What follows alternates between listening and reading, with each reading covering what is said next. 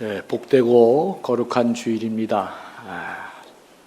살아계신 하나님의 손이 오늘 이곳에 참여한 모든 분들에게 영원토록 함께 하시기를 주의 이름으로 간절히 축원합니다. 우리는 지난 주간 오직 의인은 믿음으로 말미암아 살리라 라는 캐치프레이즈를 걸고 성경에 나오는 많은 믿음의 내용 중에 아브라함을 이렇게 찍어서 신년 특별 새벽 기도회를 은혜 가운데 믿음이 무엇인지 살펴보았습니다. 오늘은 그 모든 것들을 정리하면서 히브리서 말씀을 통해 아브라함의 믿음을 다시금 총정리하는 시간을 가져보려고 합니다. 믿음이 무엇이냐? 첫째로 믿음은 말씀에 순종하고 떠나는 것이다. 그렇게 말씀드릴 수 있습니다. 우리는 아브라함의 이야기를 통해서 믿음이 무엇인가를 보았는데, 믿음은 무엇보다도 하나님 말씀에 순종해서 떠나는 것이다. 그렇게 정의할 수 있겠습니다. 아브라함은 75세에 고향을 떠났습니다. 적지 않은 나이에 익숙한 곳을 버리고 전혀 낯선 곳으로 새로운 삶을 시작했습니다. 하나님 말씀을 따라 새로운 인생을 시작한 것입니다. 그러므로 믿음은 지금 현재 내 나이와 관계없이, 내가 처한 이런 익숙한 환경과 관계없이 하나님 말씀을 따라 새로운 삶을 시작하는 게 살아있는 믿음이다. 그렇게 말씀드릴 수 있습니다. 우리는 신약 성경을 통해서 똑같은 이런 예를 많이 발견할 수 있습니다. 신약에서 예수님이 여러분 아시는 것처럼 베드로와 안드레를 만났습니다. 그때 예수님은 그들에게 나를 따라오너라, 내가 너희로 사람을 낚는 어부가 되게 하리라, 이렇게 말씀하시자 그 말씀에 대한 이들의 반응이 성경에 마태복음 4장 20절에 이렇게 기록되어 있습니다. 그들이 곧 그물을 버려두고 예수를 따르니라 그랬습니다. 조금 더 읽어보면 야고보와 요한의 이야기가 나옵니다. 그들도 역시 베드로의 형제처럼 물고기를 어부로 삼고 생활하던 그런 어부였습니다. 주님이 그들을 만났을 때 그들을 부르시고 초청했습니다. 그랬을 때 이들의 반응도 성경은 이렇게 기록하고 있습니다. 22절을 보니까 그들이 곧 배와 아버지를 버려두고 예수를 따르니라 그랬습니다. 그들은 그들의 삶의 기반을 다 버려두고 예수님을 기꺼이 따랐다. 성경이 그렇게 말씀하고 있습니다. 우리가 잘 아는 삭개오라고 하는 인물이 있습니다. 그 인생 태반을 돈에 묻고 살았던 사람입니다. 여러분, 그는 돈이 최고이기에 동족의 심한 세금으로 동족들을 착취했던 그런 인물입니다. 완전히 인생이 뒤틀려져 살았던 그런 사람입니다. 돈이 너무나 귀했기 때문에 우리나라가 비록 지금 로마 제국의 식민지 국가로 있다 할지라도 나는 돈만 있으면 생존하고 얼마든지 살 수 있다. 그래서 그는 다른 사람이 소중하게 생각하는 것들, 예를 들면 친족이나 동족이나 이웃이나 또 사랑과 자비, 긍휼, 은혜 이런 거 다 우습게 알았습니다. 그리고 포기하고 또 포기하고 그렇게 살았습니다. 왜요? 인생이 돈이면 다 끝난다고 믿었기 때문입니다. 여기 살아가는 사람들 중에 우리가 돈이 중요하지 않는 사람이 어디 있겠어요? 땅을 발을 딛고 사니까 다 돈이 필요한 것입니다. 그러나 이 삭개오야말로 오로지 돈에 그의 인생의 근거이자 기반이었습니다. 그러니까 돈이 없으면 이 사람은 어떻게 살아야 될지 삶을 계획하고도 기획할 수도 없는 그런 사람이었습니다.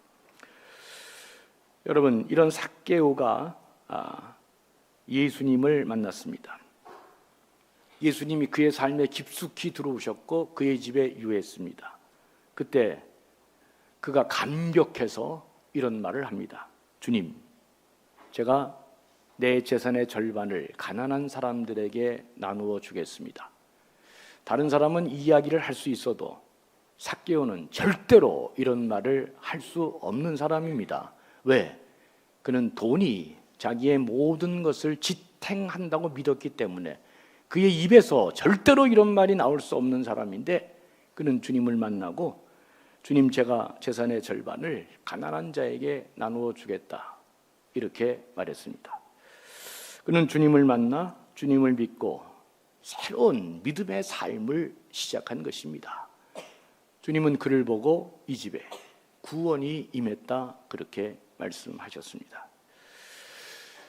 어니스트 셰클톤이라고 하는 유명한 영국의 탐험가가 있습니다. 위기 관리에 관한 리더십을 얘기할 때 이 사람을 얘기하지 않을 수 없는 대단한 사람입니다. 제가 이 책을 읽으면서 감동을 많이 받았는데, 그가 최초로 남극을 이제 횡단하기로 마음먹고 그 탐험을 시작합니다. 탐험대원을 모집하는 광고가 참 이색적인데, 그가 뭐라고 탐험대원에 광고를 냈냐면, 이건 뭐 제가 설명하기 그래서 그냥 책 나온 원본을 그대로 여러분들에게 소개해 드리겠습니다. 거기 보면 이렇게 되어 있습니다. 위험천만한 여행에 참가할 사람 모집, 임금은 많지 않음, 혹독한 추위 수개월, 계속되는 칠흑 같은 어둠, 끊임없이 다가오는 위험, 그리고 무사귀환이 의심스러운 여행임, 물론 성공할 경우에는 커다란 명예와 인정을 받을 수 있음, 이렇게 기록 신문에 광고에 냈습니다. 여러분, 이게 이렇게 돈도 많이 주지 않고 목숨이 위협받고 무사히 귀환하는 거 보장할 수 없다, 그러면서 대원을 모집하면 여러분 몇 명이나 지원할 것 같습니까? 이게 이렇게 광고 내서 이거 지원할 수 있겠어요? 근데 놀랍게도 수천 명의 지원자가 지원했다, 그렇게 기록하고 있습니다. 예수님이 부르면 자기는 새로운 삶을 살지 못하니까 다른 사람도 그렇게 살지 않을 거다 생각하지만 그렇지 않습니다, 여러분. 이런 광고에도 수천 명이 지원한 걸 보면 예수님 말씀에 응답하는 사람이 언제나 있기 때문에 이 역사가, 하나님의 능력이 살아 움직이는 것입니다. 그 가운데 25명을 선발하고 이제 그 배를 운영해야 되니까 27명이 출발했는데, 그 중에 떨어진 사람이 밀항자로 그 배에 탄 것입니다. 배가 떠났는데 나중에 발견했어요. 전 죽어도 가야 됩니다. 이렇게 하니까 어떻게 해요? 그 바다에 쳐놓을 수도 없고. 그래서 책에 보니까 28명이 이제 출발했다, 그렇게 되어 있습니다. 여러분, 우리가 다 아는 것처럼 그때 남극을 탐험한 모든 탐험대는 다 실패했습니다. 다 죽고 그랬습니다. 그런데 왜 이 어니스트 셰클톤이 영국에서 그렇게 유명한 사람이 되었을까? 이게 부빙에 배가 갇히고 또 부빙이 다시 얼고 배가 파손하고 다 이렇게 실패했는데, 왜 이 어니스트 셰클톤이 그렇게 유명한 사람이 됐을까? 그것은 실패는 했지만 유일하게 이들 대원들이 한 명도 죽지 않고 무사히 생존 귀환했기 때문에 유명해진 것입니다. 그래서 위기관리 리더십에 이 사람의 이야기를 하지 않을 수 없는 것입니다. 이 사람은 상황이 이렇게 되자 결정을 했습니다. 지금 이 상황에서 내가 해야 될 유일한 목표는 어떻게 하면 우리 모두가 살아서 돌아갈까? 그는 여기에 전념했습니다. 돌아가기로 딱 결정을 하고 어떻게 하든지 이게 배가 움직이려면 짐을 줄여야 되기 때문에 각자 소지품을 2파운드밖에 가져갈 수 없다 생각하고 모든 대원들에게 짐을 정리하라고 얘기했는데, 이 대목을 또 여러분들이 한번 볼 필요가 있어요. 이것도 참 그냥 책 그대로 갖다 옮겨쓰면 이렇게 되어 있습니다. 그는 각자 개인 소지품을 2파운드밖에 가져갈 수 없다고 명령한 뒤 셰클턴이 어떻게 했느냐? 자기가 극적인 제스처로 스스로 짐을 가볍게 하는 모범을 보였는데, 파커 안쪽에다가 한 움큼의 금장식을 꺼내서 버렸습니다. 또다시 왼쪽에 손을 넣고 금으로 된 담배 케이스를 찾아내서 이건 역시 땅에 버렸다, 책에 그렇게 기록되어 있습니다. 근데 이런 행동을 보면서 같이 갔던 대원 중에 한 사람이 다이어리에 그 일기에다가 이 쉐클턴의 행동을 놀래서 그렇게 적어놓은 기록이 뒤에 알려졌습니다. 이 사람이 이렇게 썼어요. 살아 있어서, 삶에 있어서 이 가치라는 것이 변화되는 것을 그때 알았다. 대장 쉐클턴의 이런 행동을 보고 금은 언제나 내 자산이 아니라 부채가 될 수 있다는 것을 그때 처음 깨달았다, 이렇게 얘기했습니다. 여러분, 이 대원들에게 확실하고 분명한 초점을 이 쉐클턴은 제시했습니다. 리더는 분명히 달려가야 될 목표와 방향과 길을 제시해 주는 사람입니다. 자꾸 옆에서 물타기 하는 사람 정리하고 깨끗하고 선명하게 그 목표를 향해 달려갈 수 있도록, 위기 때는 더더욱 그렇습니다. 목적 달성에 직접적으로 도움이 되지 않은 것은 어떠한 것으로도 버려야 하는 것입니다. 그래야 살아남을 수 있기 때문에 그렇습니다. 쉐클턴은 그래서 이 탐험대만 무사히 영국으로 귀환할 수 있었습니다. 거기에 지저분한 거 계속 들고 있었으면 다 죽고 끝났을 것입니다. 사랑하는 교회 여러분, 믿음이 뭘까? 하나님 말씀 따라서 우리가 익숙하거나 우리가 편한 거, 인생의 모든 거 못 버리면 못 나간다.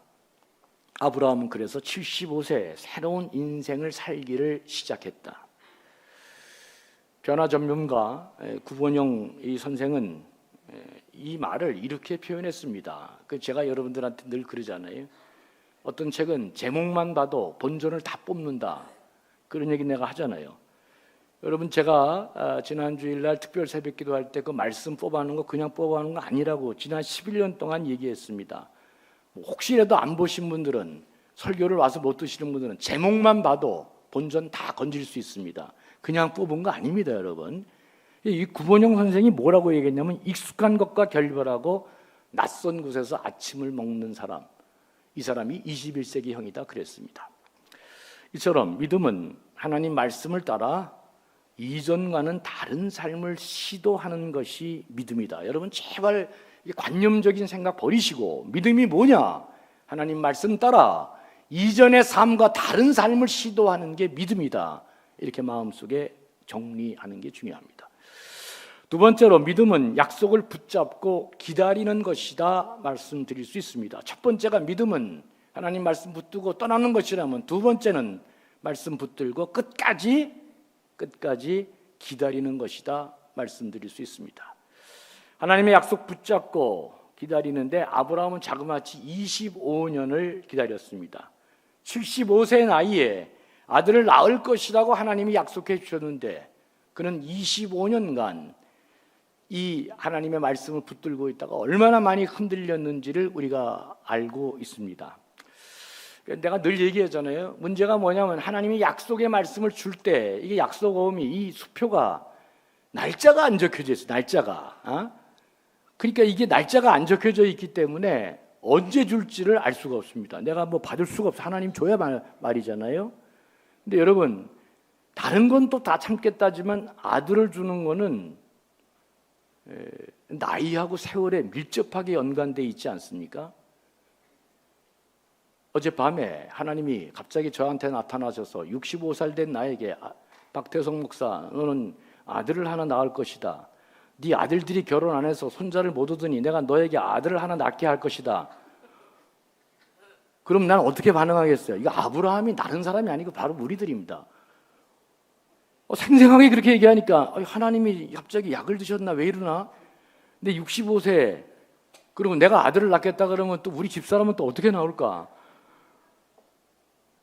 그래서 아브라함이, 이게 다른 약속과 달리 아들을 낳겠다는 건, 이건 진짜 나이하고 세월에 깊이 연관되는데, 시간이 계속 가도 아무런 징조가 안 보이니까 자꾸 인간적인 대안을 얘기할 수밖에 없었다, 이제 그렇게 보여지잖아요.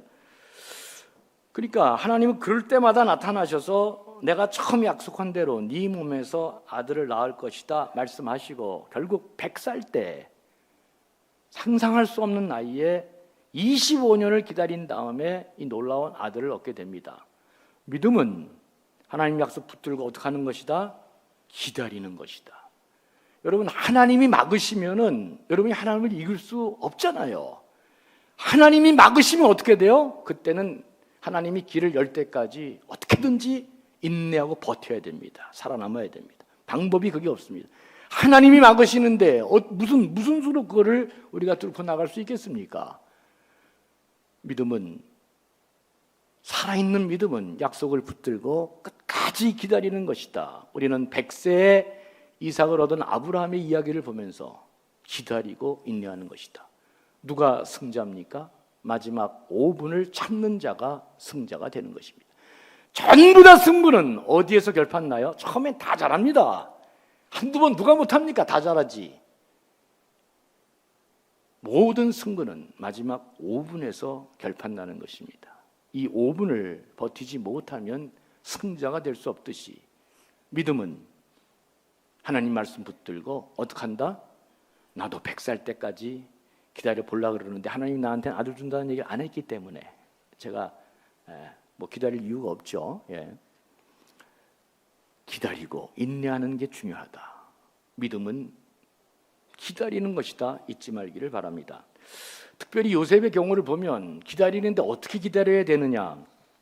여러분, 어떻게 기다리는 게 좋은 것인가를 요셉은 우리에게 잘 보여줍니다. 있는 그 자리에서 그냥 대충 사는 게 아니라 하나님 믿고 최선을 다해서 유쾌하게 사는 것입니다. 하나님 이루어줄 때까지 일단 내가 할 수 있는 것부터 최선을 다하고 할 수 없는 건 기다리고 그 자리에서 보디발의 집이면 보디발의 집에서 감옥이면 감옥에서 그 어떤 현실에서도 최선을 다해서 사는 것, 이것이 중요하다. 여러분 잊지 말기를 바랍니다. 그 해밍웨이가 쓴 그 고전이죠. 노인과 바다에 보면 뭐 나중에 다 이제 뭐 노인이 죽은 물고기 다 뜯어먹히고 다 하다가 맨 마지막에 그 외치는 장면이 언제나 감동적입니다. 그가 그렇게 얘기했습니다. 희망을 갖지 않는 것은 어리석을 뿐만 아니라 죄악이다 그랬습니다. 희망을 갖지 않는 것은 어리석을 뿐만 아니라 죄악이다 그랬습니다. 단테의 식목에 보면 마지막 지옥문 앞에 이렇게 써 있습니다. 희망을 다 접으라는 것입니다. 인간은 희망을 접으면 그건 막가게 돼 있습니다. 그런데 이 해밍웨이가 얘기한 이 이야기가 성경 버전하고 전혀 다르지 않습니다. 하나님 약속을 붙잡고 희망하지 않는 것은 어리석은 일일 뿐만 아니라 기독교적으로 그건 죄악인 것입니다. 인내하고 기다리는 것, 이것이 믿음 있는 자의 삶이다. 잊지 말기를 바랍니다. 셋째로, 믿음은 반드시 다른 사람에게 복이 되는 삶을 사는 게 그것이 믿음이다. 이렇게 규정할 수 있습니다. 여러분, 그 아브라함 얘기 다 하다가 맨 마지막에 창세기 그 이제 이삭을 바친 다음에 하나님이 마지막으로 또 한번 확인해 주면서 창세기 22장 18절에 보면 이렇게 말합니다. 내 씨로 말미암아 천하 만민이 복을 받으리니 이는 내가 나의 말을 준행하였습니다. 믿음으로 이삭을 바쳤는데 하나님이 뭐라 그러냐면 내 씨로 말미암아 천하 만민이 복을 받으리라. 마지막에 이렇게 클로징, 엔딩을 이렇게 하고 있습니다. 그러니까 하나님의 시선은 아브라함 하나가 복 잘 받는 데 있는 게 아니라 그에게 복을 주셔서 마침내 어떻게 간다? 천하 만민이 복을 받는 삶으로 가는 것이 하나님이 우리를 택하고 기획하고 우리를 향해서 갖고 있는 뜻이다. 어떤 분이 그런 얘기를 했습니다. 목사님, 저는 좀 명석해서 한 번도 속지 않고 살았습니다. 손해보지 않았습니다. 이거 바른 기독교인의 삶이 저는 아니라고 생각합니다. 진짜 훌륭한 믿음의 사람일수록 교회에서 손해 많이 보고 삽니다. 진짜 똑똑한 사람이 한 푼도 손해 안 보고 사는 게 똑똑한 사람이냐 나중에 가서 알게 됩니다. 나중에 가서 주님, 내가 언제 주님이 옥에 갇혔을 때 돌아보았고 헐벗었을 때 먹을 것을 주었고 굶주렸을 때 내가 다 의복도 주고 다 했냐. 참된 그리스도인들은 때마다 일마다 기회가 있을 때마다 누군가가 나를 통해서 복을 받고 풍성해지는 삶을 사는 게 그리스도인인 것입니다. 제발 자린고비로 살지 말고 남의 거 어떻게든지 내가 먹고만 살겠다 그렇게 하지 마시기 바랍니다. 감전교회는 적어도 그런 사람이 한 사람도 나오지 말기를 바랍니다. 그리스도인들은 할 수만 있으면 누군가에게 풍성한 삶을 나눠주는 것입니다. 예수님이 이 땅에 오셔서 뭐라고 얘기했습니까? 내가 온 것은 양으로 생명을 얻게 하고 풍성케 하기 위해서 왔다. 주님 따르는 제자들이 자린고비로 사는 것, 평생 내 지갑 한 번도 열어보지 않고 남의 거 그렇게 먹으면서 나는 손해보지 않았다. No way. 진짜 그렇게 살면 안 됩니다. 저는 식당 가서 지갑을 안 여는 두 사람을 압니다. 시커먼 옷을 입고 주로 가서 주로 깡패하고 목사가 돈을 절대로 안 냅니다.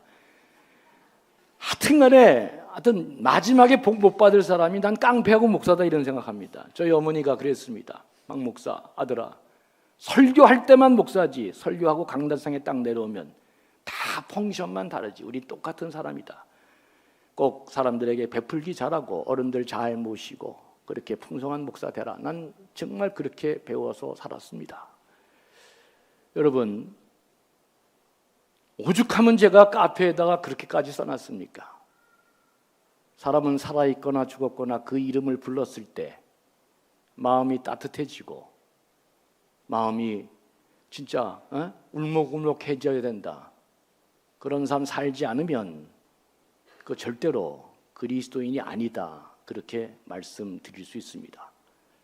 그리스도인은 이 땅에 호흡하고 살아가는 동안 반드시 나를 통해서 누군가가 풍성해지고 누군가가 잘 되는 것을 베풀고 사는 사람이 참된 사람이다. 그렇게 믿음으로 살면 그 마지막이 잘 됩니다. 창세기는 요셉이 마침내 애굽의 총리가 돼서 천하 만민이 그 기근에 다 살려내고 사라지는 것을 마지막으로 마감하면서 믿음으로 사는 사람이 어떻게 살아야 되는가?